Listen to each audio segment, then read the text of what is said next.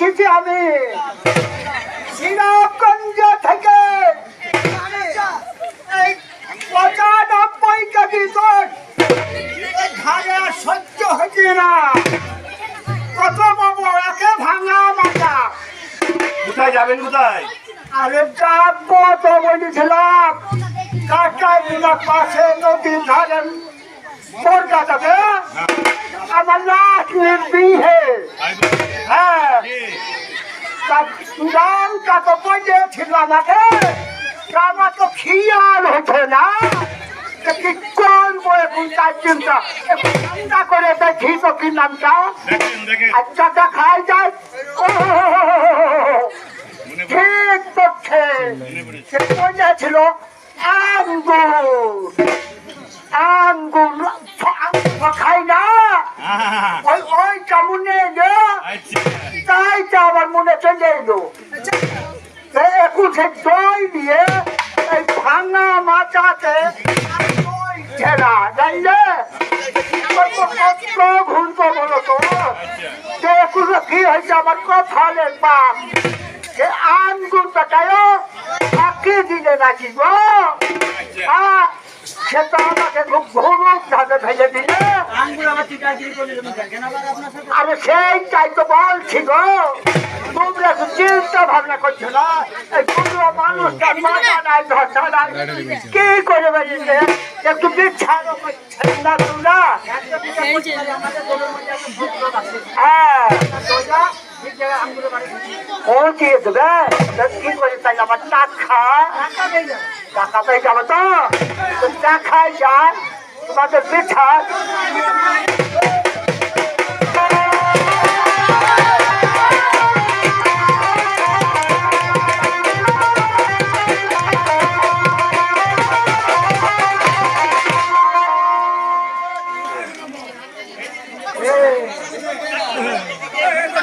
আরে এই মশা আপনার বাড়ি কোথায়?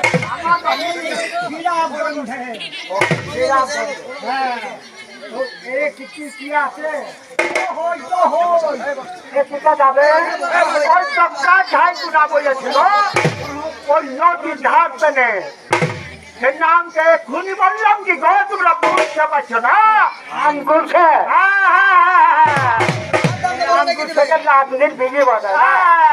আমি বলেছিলাম দই কত লাগবে তোমার 5-6 দিলাম যা দই খাবে আমি সব ঢেলে দেবো। 95 কেজি নিয়েছে। দেখা যাক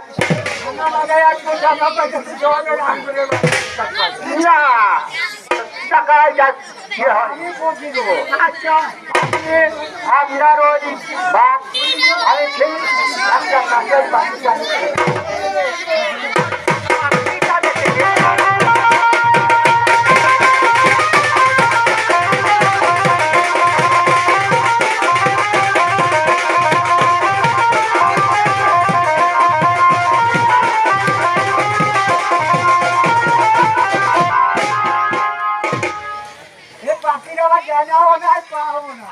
পাখিটা দেখি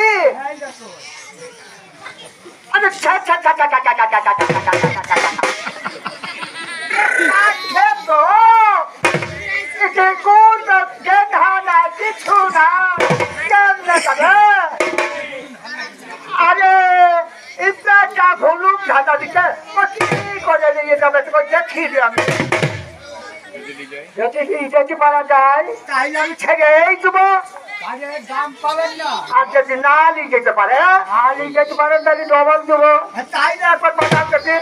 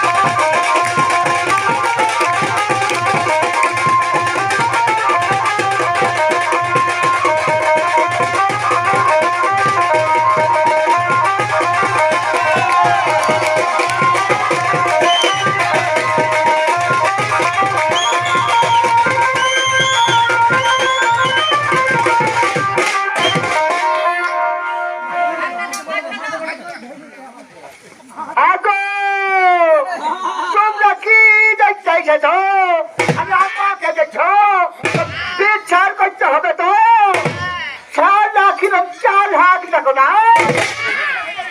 লাঠির ভেতরে ফুটটা ভরে দিয়েছে দিয়ে সাদা ঘুরাইছে এতে কি কাজ হবে নাকি তাইলে আরো দেখছিল হিকমত নাই কিছু নাই তুমি যাতে হিকমত বলা হও তাইলে এই ধাক্কা এই লোলা গিয়ে কয়েকবার দেখাও দি বাজাও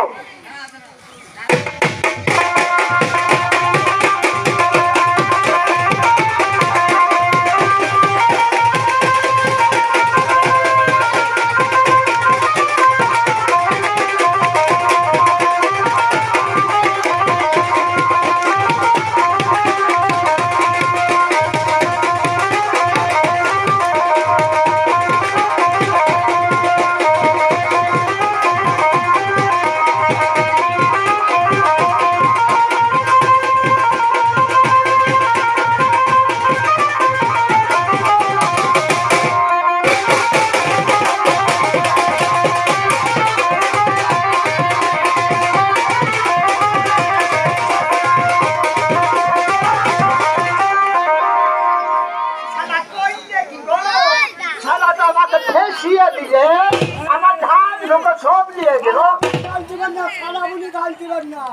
আরে কাল তুই কি করে দিচ্ছে হ্যাঁ কি করে দিলে লোক একটা বিচ্ছানো করলো না তাই হয়ে গেল কি হবে ওই ভাঙা বা ঢালিয়ে ঘুরিয়ে বাড়ি যাবো